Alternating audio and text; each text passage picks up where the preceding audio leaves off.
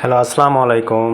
সুপ্রিয় দর্শক শ্রোতা সবাই কেমন আছেন? আশা করি নিঃসন্দেহে ভালো আছেন। তো আপনাদের দোয়ায় আমিও ভালো আছি। তো আজকে দেখতে পাচ্ছেন যে বেশ কিছুদিন পরে বগুড়া শহরে চলে আসছি একটা কাজে। তো আমরা তো আসলে কাজের ওপরই থাকতে হয়। কাজ ছাড়া কিন্তু বগুড়া শহরে যাই না।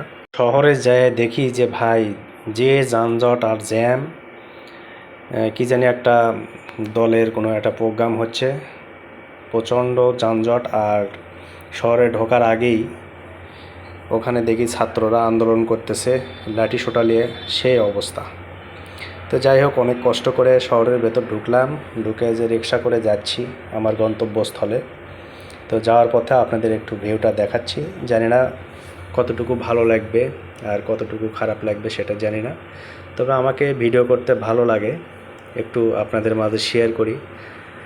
অনেকের কাছে হয়তো ভালো লাগে, অনেকের কাছে খারাপ লাগে, এই আর কি। তো যার কাছে যেটা লাগুক সেটা আসলে ম্যাটার না। তো আমি আমার কাজ করে যাচ্ছি। এই দেখতে পাচ্ছেন বগুড়ার সাতমাথা, প্রচণ্ড জ্যাম এবং খুবই হইচই, লোকজন, গরম, ভ্যাপসা গরম। আমার গাটাও কিন্তু ঘেমে গেছে। তো এদের সামনের দিকে যাচ্ছি, বিআরটিসি মার্কেটের পাশাপাশি চলে আসছি। তো যাই হোক বন্ধুরা, আপনাদের জন্যই ভিডিওগুলো কষ্ট করে করা। তো আপনারা আমাকে ভালোবাসা দেবেন, ভিডিওগুলো দেখবেন। যাই হোক, অন্তত এতটুকু তো দেখতে পাইলেন যে বগুড়া শহর কী অবস্থা এখন বর্তমানে। প্রচণ্ড জ্যাম, দেখেন চারিদিকে শুধু রিক্সা রিক্সা রিক্সা আর রিক্সা।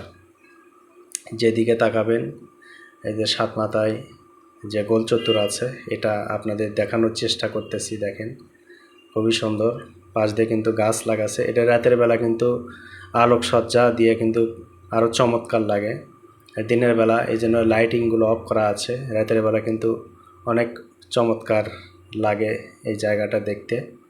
তো এখানে জ্যামে একটু দাঁড়িয়ে আছি, তার ফাঁকে ভিডিও শ্যুট করতেছি, এই আর কি। তো ভালো লাগে থেকেই আসলে ভিডিওগুলো করা। তো আপনারা অবশ্যই ভিডিওগুলো দেখবেন, আর ভিডিওটি ভালো লাগলে একটু অন্যকে দেখার সুযোগ করে দেবেন, শেয়ার করে দেবেন, লাইক কমেন্ট করবেন যে আপনারা কেমন ভিডিও দেখতে চান।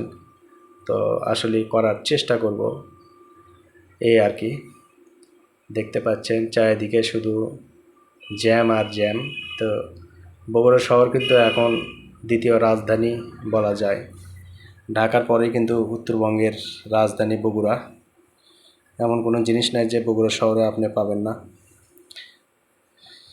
এই হচ্ছে অবস্থা। তো সবাই আমার জন্য দোয়া করবেন, আমার ফ্যামিলির জন্য দোয়া করবেন, সবার জন্য আমি দোয়া করি। সবাই ভালো থাকবেন, সুস্থ থাকবেন। আজকের মতো এখানেই বিদায় নিচ্ছি। আল্লাহ হাফেজ।